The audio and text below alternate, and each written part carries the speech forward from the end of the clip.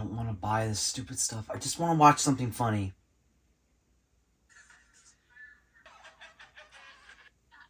Oh my god, I don't want your stupid LED lights, Jessica.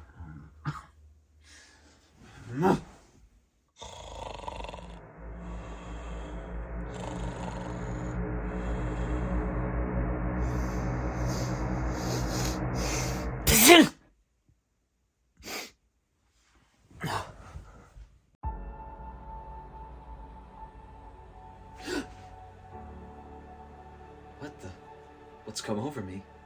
I feel like going on a shopping spree today, but no, I have to work today.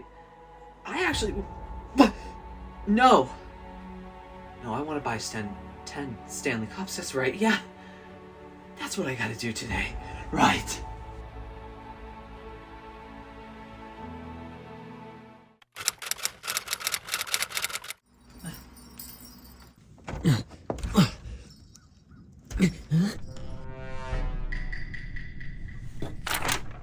What? I don't care. I need to get on Amazon ASAP. Buy the new AirPods Max before they sell out.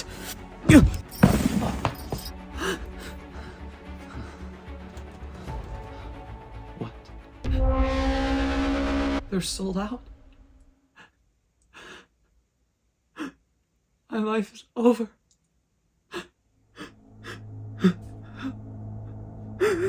Oh God.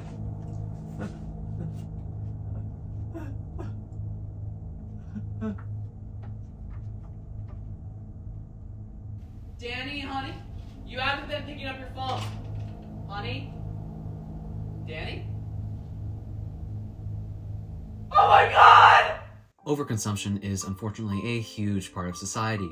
More specifically, overconsumption is a big thing in our Western society. Even more specifically, in the US of A, America. The land of the free and home of the extreme gluttony, with one of the highest per capita consumption-based CO2 emissions of almost 17 tons per person. We're number one in something, right guys? Guys? Overconsumption can be simply defined as an excessive consumption or use of goods and services, energy, land, water, or materials that cause harm or detrimental effects to humans and or the environment, namely by exceeding the carrying capacity and life-supporting systems of the planet and its ecosystems. Overconsumption has been a key contender in the planet's environmental mayhem for decades. Even though the US is a top emitter, the majority of people in the country who are producing most of those emissions are the richest of us. The same goes for the rest of the world. A new UN report found that the richest 1% of the global population emit more than twice the amount of the poorest 50%. Moreover, the wealthier people become, the more energy they use. A typical American's yearly carbon emissions are 5 times that of the world's average person. Right now, at our current rate of consumption, we would need 1.75 Earths, to be specific, to provide for our consumption and to absorb our waste. By 2030, it is estimated that we will need 2 Earths. Something that, have you figured out, we don't have. The Goldilocks zone, just the perfect thing between life. I think this is a simulation, but that's just me. Overconsumption can go for anything we buy and consume. Not just the examples I'll cover in this video, but our food consumption, which is a top contributor to greenhouse gas emissions, and of course our water, etc. A 2015 study found that production and use of household goods and services was responsible for 60% of global greenhouse gas emissions. It is obvious that something needs to change.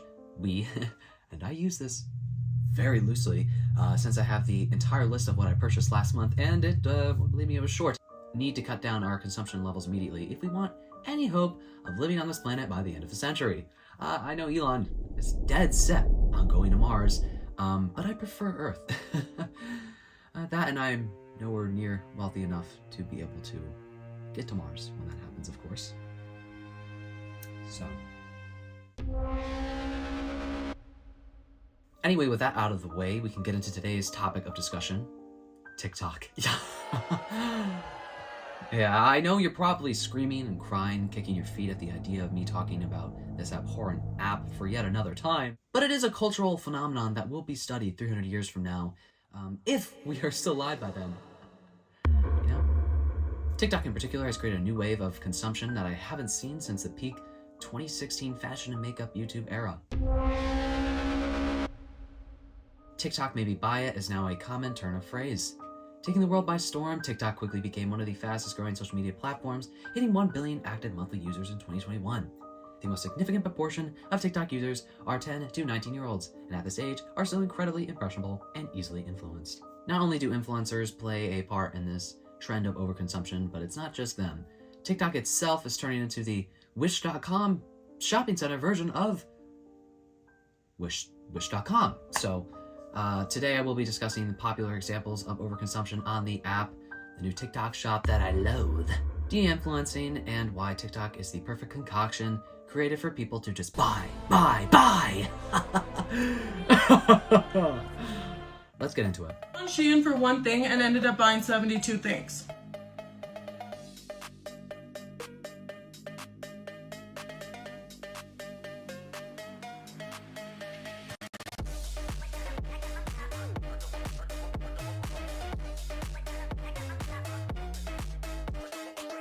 Let's do the biggest shopping haul ever! The Stanley Cup, you know, the hockey tournament? No, that's not what we're talking about today. I'm talking about the reusable water bottle that you can buy on Amazon right now for a pretty little $50. Does this craze remind you of a different cup maybe had its moment in 2019? It's not ringing a bell? Okay, let's move on. You might have noticed this cup being talked about to no end on TikTok. Why is it better than other reusable water bottles? Well, it can fit in a car cup holder, and it has a handle on it. Yeah, no, sorry, there's nothing special about this fucking cup. I've been using an off-brand Hydro Flask since 2017, and guess what? It works like a charm. Leave that baby in the sun for 6 hours, and I'll pick up that water bottle, and it's scorching hot, burns my fingertips off, which makes it easier to get away with the crimes I perform on the weekdays. What? Water's still ice cold. And guess how much that water bottle costs? $20. Eat that, sheeple! Yes, the Stanley Cup has been a hot commodity for the past year or so, with many people jumping on the bandwagon to purchase since they have been so popular on TikTok. If you're looking for a new water bottle and you want to buy this, absolutely no hate to you. The problem arises when this one brand of cups has created an entire, pretty much, fan base around it, to the point where people are getting tackled in stores for it, and where people are collecting one for each outfit color. Yeah. To start off with, the Stanley Cups have sold a ton recently. Most of that profit is probably coming from the same 10 white women on TikTok who need a collection of every Stanley Cup available, with their collection numbers of these cups being in the dozens. That sounds like a run-on sentence. I don't care. Do I really need to point out the stupidity of collecting a reusable cup in 100 colors? I don't think I do. I mean, the point is, of course, to reuse, with the number 1 in the 3 R's being Just kidding. No, it's reduce. Seems like all of you missed that day in school in first grade where they went over all this shit. Reduce, reuse, and recycle. Sorry, I've reflected on my words. I'm simply being an anti-gaslighting, anti-gatekeeping, anti-girl bosser asshole. Usually I wouldn't shame someone for collecting something that makes them happy, but in my personal opinion, this is just excessive consumerism. Find a different obsession, right? For example, I collect books and video games. Although the thing about those things is that I have a bunch of different books and video games that I can go back to at any time and play or read. Not just the same cup in pink instead of red. I am the gatekeeper now. You can only collect what I say you can collect. No, really, I understand why some people might think I'm just being a dick, but come on, what is your rationale for someone needing to collect 100 of the same reusable water bottle? Like, that's a genuine question. There's also a whole sub-genre of Stanley Cup people on TikTok who go so far as to recommend accessories you need for your cup. Yes, because you need the latest carrying pouch and straw cover and whatever the hell else this video is showing for your mug. That's just absolutely necessary things that you definitely need. There's also a girl who went so far as to laminate the label for her Stanley Cup. Yep. From this cult-like obsession, of course, comes cult-like behavior. We have 2 recent examples of this, one being the new limited edition Starbucks Stanley Cup, the other being the Cosmic Pink and Target Red colors, featured in Target's Galentine collection, which was released on December 31st. For the sake of clarity, I'll just be lumping these two together. Just like the waves of sheeple who actually bought this bullshit form a cohesive lump of mindless goons just spending their money for a new color of a fucking cup. Both of these new additions caused an absolute animalistic frenzy of people in Target stores. There were tons of videos that surfaced of people running into Target stores as soon as they opened to buy the cups, leading stores to limit 2 cups per person. Even then, there were people who took it upon themselves to grab upwards of 6 cups at a time, and then even people attempting to steal the cups because jail time is worth it for a fucking pink reusable mug. On top of this, there were lines outside Target stores filled with people camping out in the dead of winter for these damn cups. Again, the thing is, this is a cup with a straw. It's not a new game, new book, a piece of technology or something that you've been waiting for months, even years to buy. It is a cup.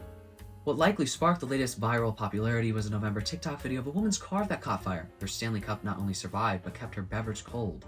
The video has had nearly 94 million views. In response, the Stanley company offered to replace not only the cup, but her car. Stanley insulated cups are not new, having been invented by William Stanley Jr. in 1913. And curse him. Curse him. With a dedicated fan base on TikTok, various styles and prices ranging from $20 for a 14-ounce cup to $60 for a 64-ounce version, anything Stanley is hard to come by. And because these cups are so hard to come by, people even took it upon themselves to scalp, yes, scalp, motherfucking cups on places like eBay or Facebook Marketplace. Some cups were even being sold for over $100 a pop. It's incredible how much money you can make when you're being a scumbag. I think we can all safely agree that the Stanley Cup craze is a textbook case of smart marketing and overconsumption, with TikTok and the influencers on there being the primary suspect for why these cups have created such a large following. Sorry to tell you this, but you only need 1 cup, maybe 2, if we're pushing it. So let's move on to the next subject.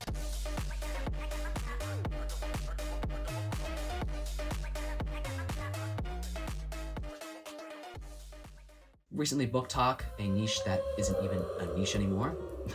Remember when Billie Eilish used to be indie? I miss that, right? Has been getting compared to the dreaded fast fashion side of the internet. Need I explain more? Okay, well, that's what I'm here to do. We all know about the fast fashion side of TikTok. I discussed in length in another video of mine from last year. This is an obvious textbook case of overconsumption. There are people on TikTok doing $1,000 Shein hauls, Boohoo hauls, whatever the fuck else haul. Bahaha haul, I don't fucking know. Of clothing, jewelry, shoes, and more. Scrolling through your TikTok For You page, FYP, thank you for that clarifications. You have likely come across a haul, get ready with me, or restock video. Haul. Content like this is often intended to lead viewers to purchase a product featured in the video. While the purchase may feel gratifying at the moment, falling victim to content like this is promoting overconsumption. These fashion hauls are still insanely popular. If you have any money to do so, why not buy a crap ton of shitty clothing if it'll get you 1 million views? We all know the impact that fast fashion hauls like this have on the planet. It's a tiresome subject. TikTok is just another cork in the cog of overconsumption of these clothes. You have articles of clothing that even go viral on the app. A fucking strawberry dress, whatever the hell else, and everybody thinks, I gotta get my hands on that ASAP, without even thinking about their purchase beforehand. So what does Book Talk have to do with overconsumption? As I said, it's been getting compared to fast fashion more and more lately. The hashtag has well over 1 billion views now. Something that was once niche, now mainstream. From fast fashion to books, the platform of TikTok and the influencers who populate it garner views by keeping up with an ever-changing curve of trends. In regards to books, the so-called book talkers spend much of their time showing off different hauls of books through the different genres. It appears on some level that the influencers spend more time buying books than reading them, purely because they can show them off to their followers. Of course, people buying books is not the most negative thing in the world, at all. People are reading!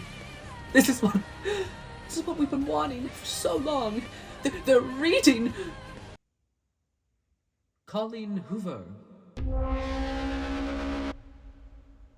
Okay, maybe this is really as bad as I thought it was.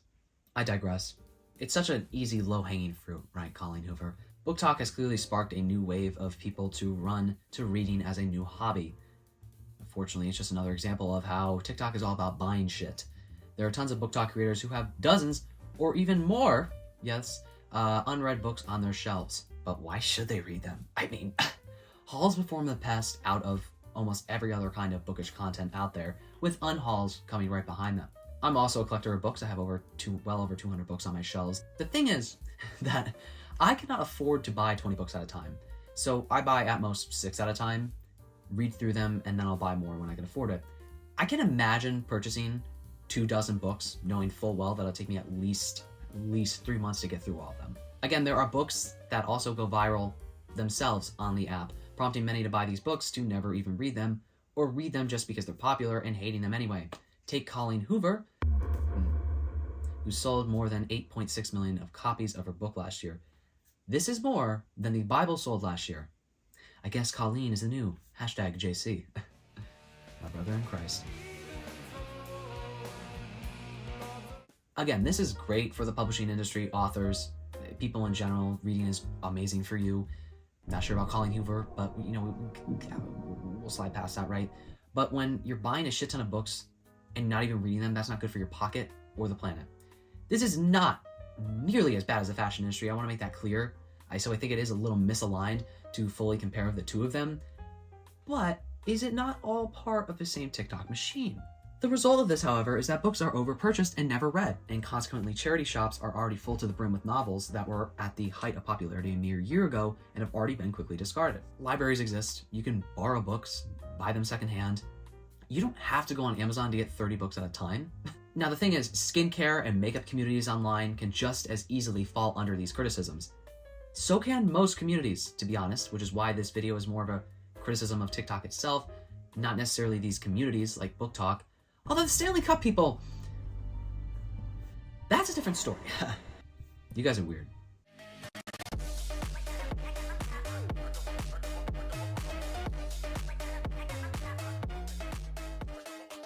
Influencers, be they the bane of my existence, are not the only ones at fault for this recent spike of overconsumption on behalf of TikTok.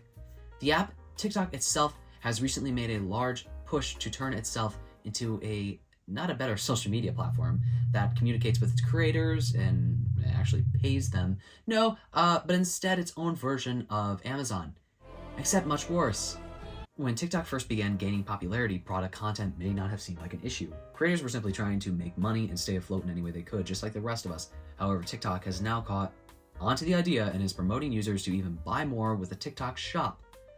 While online shopping is already reasonably straightforward, Glamour described TikTok shop as so easy to use it's almost creepy. The seamless experience of being able to shop directly on TikTok can be harmful to users as it prompts them to spend excessive amounts of money with one simple click of a button. Whenever I have opened the shop app, which I've avoided as much as I could, I'm greeted by the strangest AliExpress type products. Butt lifters. BBLs without the surgery, right? Literal sex toys.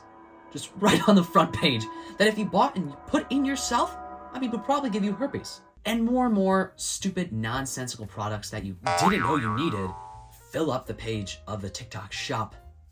Maybe that's because you don't fucking need them. TikTok shop feels like a mix of Amazon and Wish or Temu. Products from big, verified brands are sold alongside cheap apparel and household goods, some of which appear to be scammy or counterfeit, though third-party sellers are, in theory, required to meet certain criteria. With the proliferation of this new shop page came a ton of random creators just trying to make a buck off of the ridiculous products being sold on there. If you opened up your For You page, you would be treated with a barrage of these TikTok shop ads with an easy link to the product that you can buy with just one click without even thinking first. Terrific. These again range from anything from a hack-like type kitchen gadget to graphic tees to even smaller businesses promoting their products with the TikTok shop feature. When you click on the shop link on someone's post, they will earn a commission if you purchase that product, leading people to be enticed to promote people to buy because money. According to the New York Times, TikTok's full rollout of the shop to all US users involves deliberately putting a lot of videos that include a shop button into user feeds, while offering discounts across the marketplace to entice people to actually buy something. Some orders are fulfilled by TikTok, others by the sellers themselves. TikTok takes a commission from third-party sellers.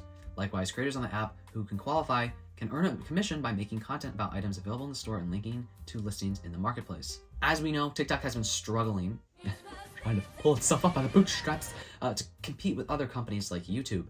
Since TikTok is arguably worse to use than YouTube, and with them pushing for longer form original content, it's clear they're trying to be the new YouTube. Just like right now, they're trying to be the new Amazon. They failed at the first one, probably gonna fail at the second one.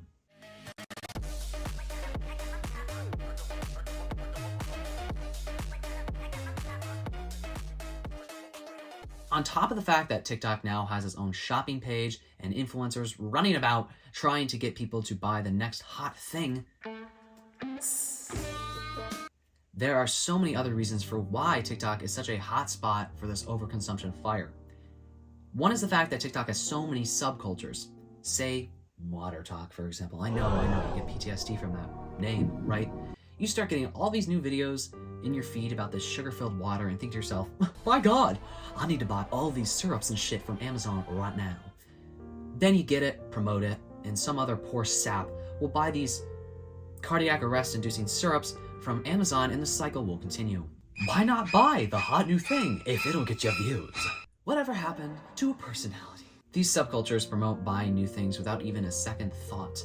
If it makes you happy, why does it matter? While I agree to an extent, as long as your hobby isn't seriously harming anyone, who cares? But on the other hand, if you have the privilege to take responsibility for your buying habits, I think you really should.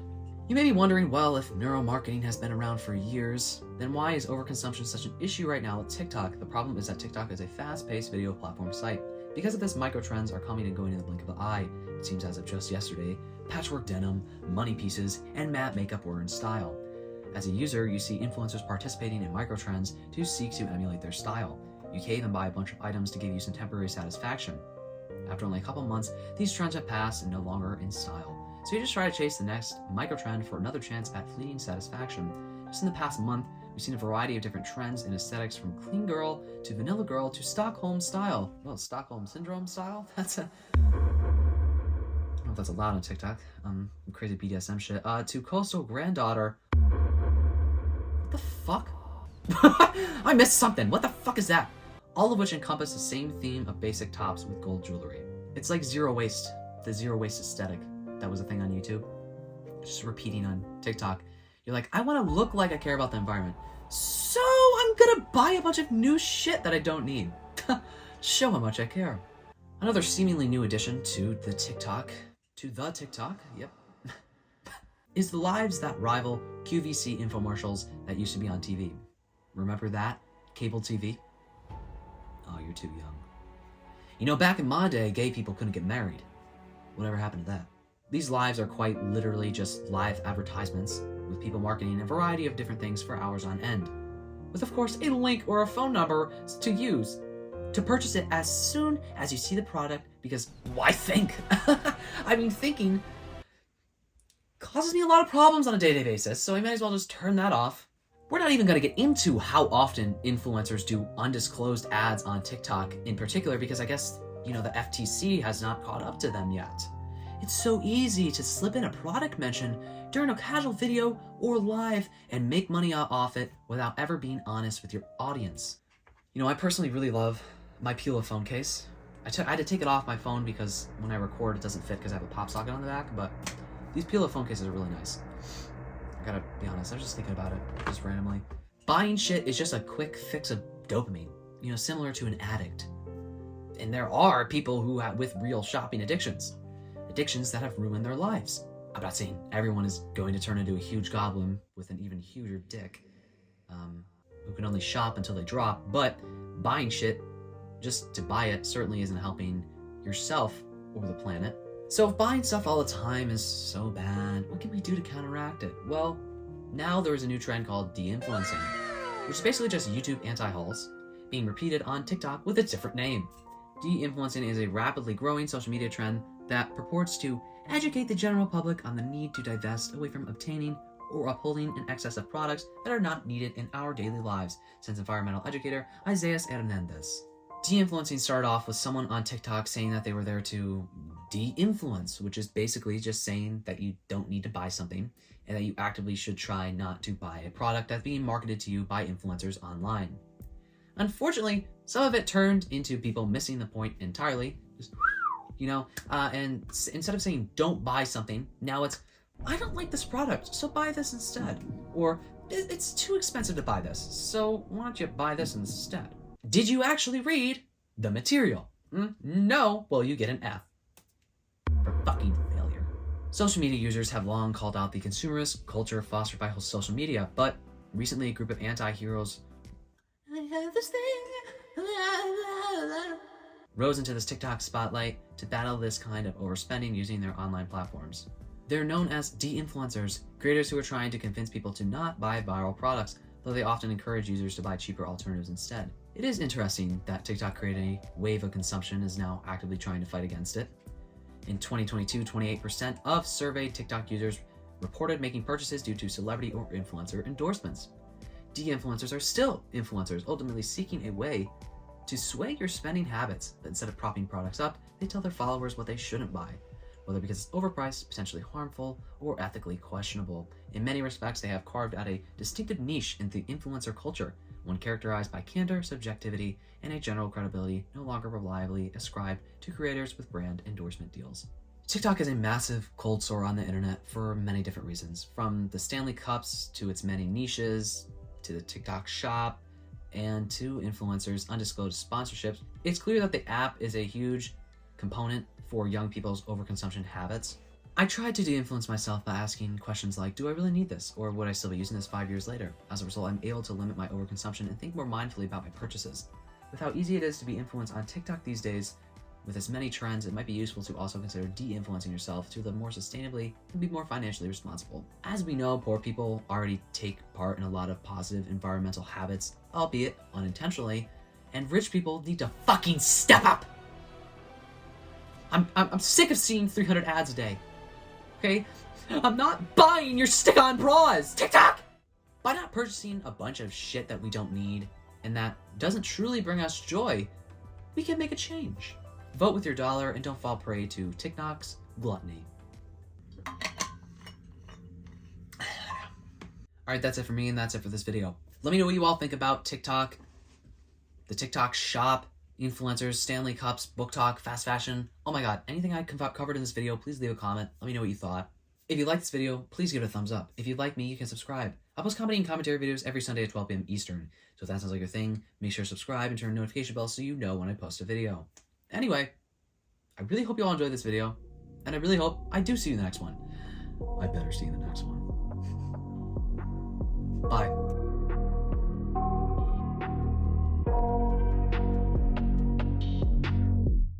I got nightmares in my head, I fear that the thoughts build up until I can't hear, that my mind fills up into a creature, and it haunts me somewhere much deeper.